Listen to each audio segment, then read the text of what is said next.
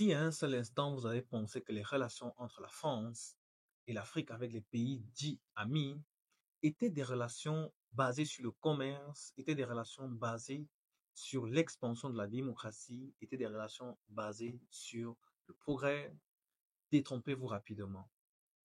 Dans une interview à France 24, Robert Bourgi fait des déclarations ahurissantes qui donnent froid dans le dos, mais surtout qui nous permet de savoir ce que c'était la politique d'hier et de se projeter également sur celle d'aujourd'hui.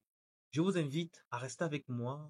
On va essayer d'analyser tout ça pour comprendre ce que Robert Bourgi essaye de dire dans ses mémoires intitulées « Ils savent que je sais tout, ma vie en France-Afrique ». On va analyser tout ça. Notre invité a longtemps préféré l'ombre à la lumière, l'ombre des palais présidentiels africains et l'ombre de l'Élysée. Il prend la parole pour lever le voile sur la face cachée des relations parfois incestueuses entre la France et certains régimes amis. Ils savent que je sais tout, ma vie en France-Afrique. C'est le titre du livre de mémoire publié aux éditions Max Milo. Bonjour. Robert Bourgi. Bonjour, Monsieur Perelman. Alors, c'est un ouvrage d'entretien écrit avec le journaliste Frédéric Lejal, avec plein de documents, d'archives. On va de la RDC au Sénégal, au Congo, au Gabon. Mais c'est surtout un récit par le menu, il faut dire, du financement par plusieurs présidents du continent, du parti gaulliste et avant tout de Jacques Chirac. Un Jacques Chirac qui, suite à son échec présidentiel en 1981, vous contacte et vous dit qu'il est temps d'amorcer la pompe financière. Est-ce que vous pouvez nous raconter ce qui s'est passé? J'étais conseiller politique du ministre, j'accompagnais Aurillac, disons à Libreville ou à Ouaga et autres. J'avais une audience à moi, privée, avec le chef d'État que Michel Aurillac, le ministre, venait de quitter. Et je disais, bon voilà, Bongo c'était papa, Blaise c'était Blaise, Sassou c'était Denis.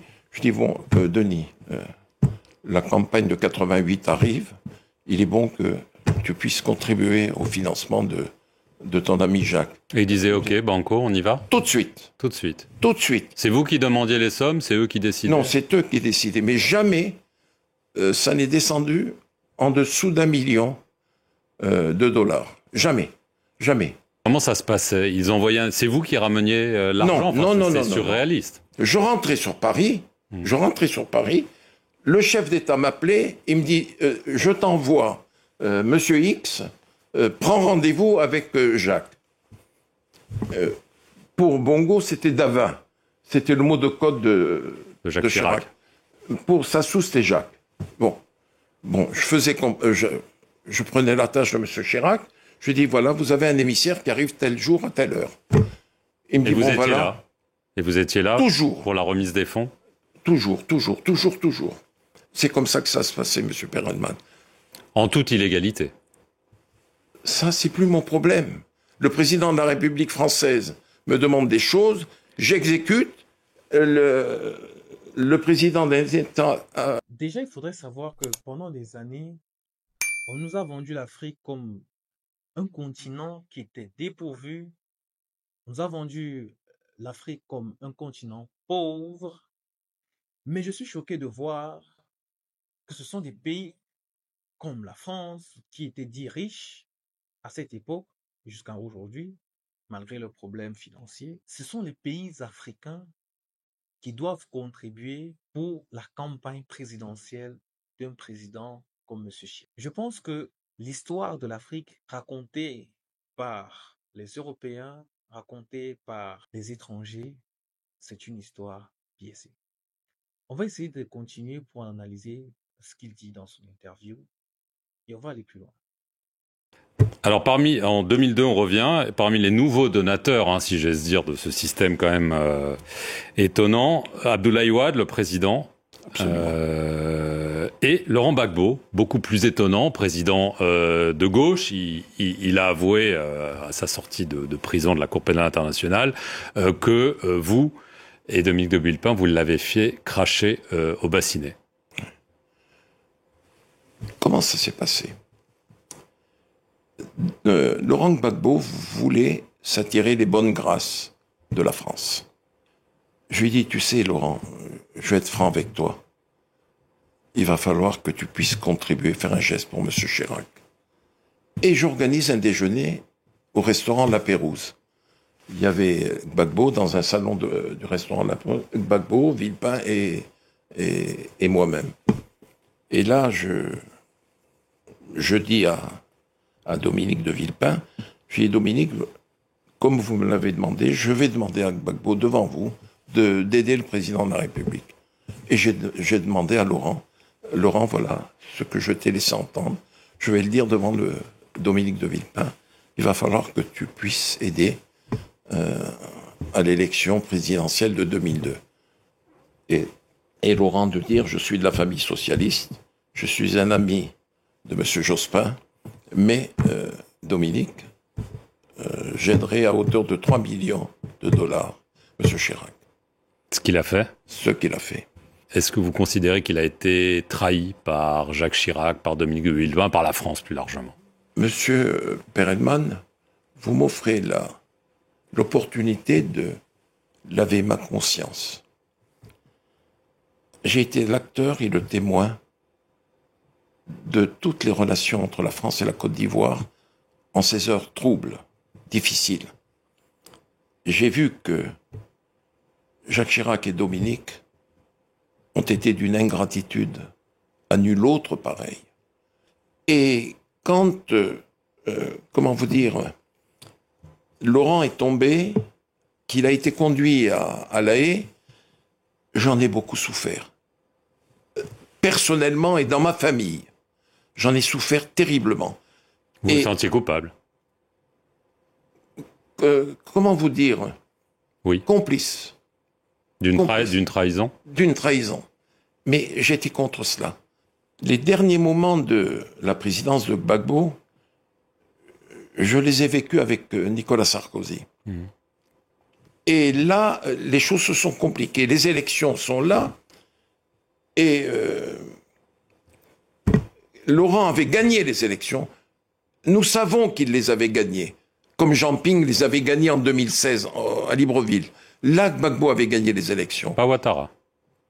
Pas Ouattara. Mmh. Le Conseil constitutionnel a dit que c'était Laurent le vainqueur. Vous connaissez la dispute, mais bon. Ok, passons. Et le président Sarkozy me fait venir à l'Élysée et il me dit, il va falloir que tu appelles ton ami Gbagbo et que tu lui dises d'accepter de partir. Il aura un statut d'ancien chef d'État, 30 millions CFA, voiture, escorte, et s'il veut, comme il est professeur d'histoire, on lui trouvera une chaire, il pourra se déplacer à travers le monde. Je lui dis, il n'y a pas de problème. Il me dit, va dans le bureau de Claude et tu appelles Gbagbo. J'ai appelé Laurent. L'aide de camp, le colonel, me l'a passé. Laurent Gbagbo me dit, alors Bob, comment va? Je lui dis, Laurent, ça fait des années qu'on se connaît. Je te passe un message du président Sarkozy. Je suis dans le bureau de Claude Guéant. Il te demande ceci, cela. Ce que je viens de dire. Il m'a dit, tu diras à ton ami Sarkozy que je serai son Mugabe. Bob, je t'ai assez entendu. Et il a raccroché. Et je suis allé dire à Sarkozy, il me dit, alors comment ça s'est passé? Je lui dis, bon, voilà comment ça s'est passé. J'en suis malheureux.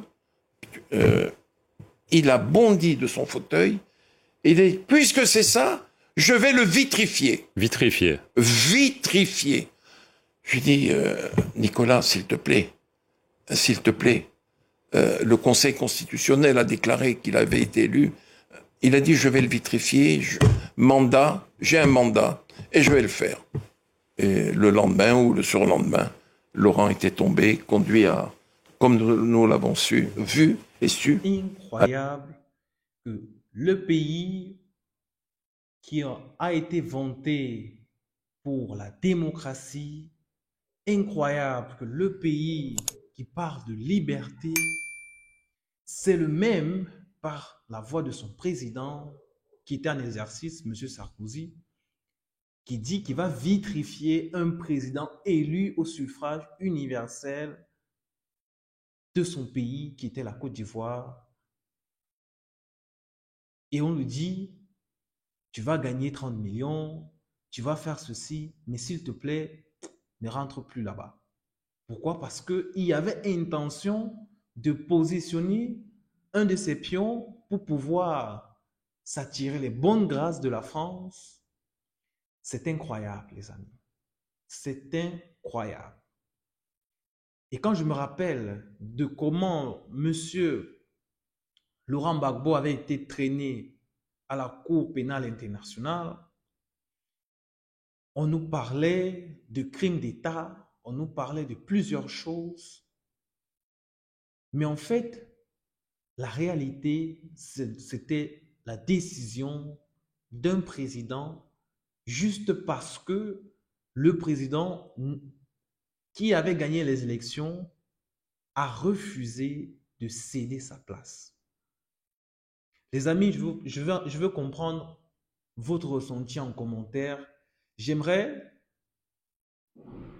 peut-être qu'on me dise le contraire, mais ce que j'écoute est invraisemblable, est incroyable, est impardonnable. Et jusqu'aujourd'hui, l'image de Laurent Gbagbo avait été traînée à la Cour pénale internationale, jugée, et on l'a fait vivre pendant des années hors de son pays. Les amis, l'heure est grave. Si vous croyez à la politique extérieure, réveillez-vous tout de suite. Vu et su à la haie. Au milieu des années 2000, il y a le scandale Elf. Dominique de Villepin vous demande de vous éloigner de tout ça parce que Absolument. Vous sentez le soufre ou vous êtes un pestiféré. Vous rejoignez Nicolas Sarkozy, dont on vient de parler, et vous maintenez que lui vous a tout de suite dit « Moi, ces financements occultes africains, je n'en veux pas. » Alors, est-ce que c'est juste ce qu'il dit et ce que vous dites ? Parce que il vous a remis la Légion d'honneur, il vous a envoyé ensuite au Gabon. On a quand même l'impression que vous avez été à son service pour faire la même chose que vous faisiez jusque-là. Il n'y a pas vraiment de raison que ça s'arrête, non?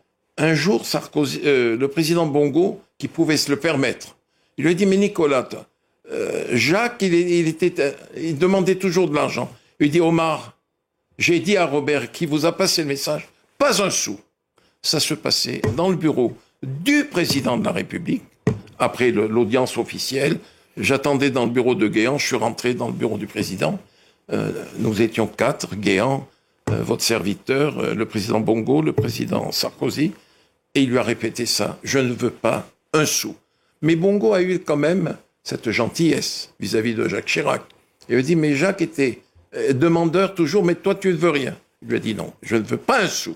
Vous dites dans le livre quand même que Ali Bongo, donc qui avait succédé à Omar Bongo, vous payez $1 million par an. Par an.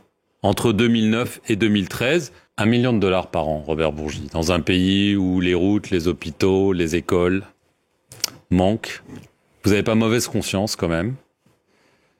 Parce que ça, c'est juste le Gabon. Le reste, vous avez quand même gagné très bien votre vie. Vous dites que c'est du lobbying, mais vous comprenez que ces chiffres puissent choquer. Monsieur Perelman, je suis là pour parler de mes mémoires. Je ne suis pas devant un juge d'instruction.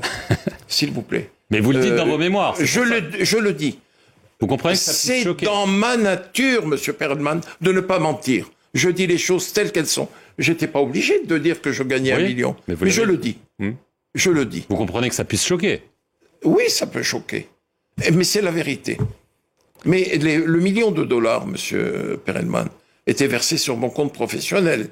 Ça n'échappait pas à l'impôt. En conclusion, est-ce que c'est une façon de laver votre conscience, ces mémoires? Est-ce que vous avez des regrets de ce que vous avez fait, ou vous considérez que c'était une mission noble, même si évidemment toutes ces histoires de financement n'étaient pas officielles, n'étaient pas déclarées et n'étaient sans doute pas légales?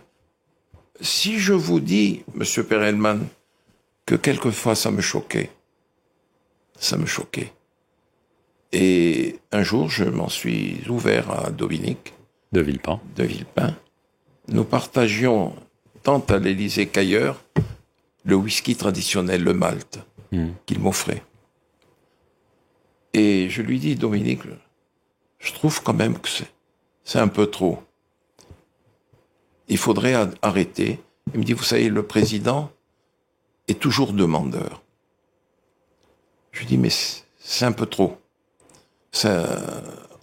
Il n'en a pas besoin.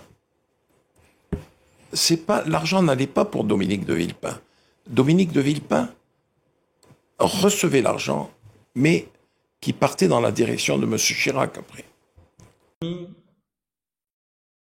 J'ai tellement froid dans le dos quand j'entends ces déclarations. Et je pense que nous avons besoin de nous réveiller. Nous avons besoin de comprendre quelles sont les luttes aujourd'hui, qui sont les ravisseurs de l'Afrique et quelles sont ces personnes-là qui essayent de piller notre continent.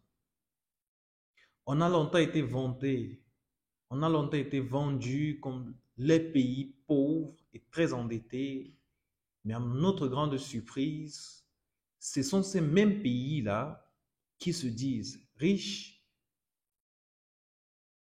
qui influencent en Afrique, qui font des coups d'État aux yeux du monde maquillés.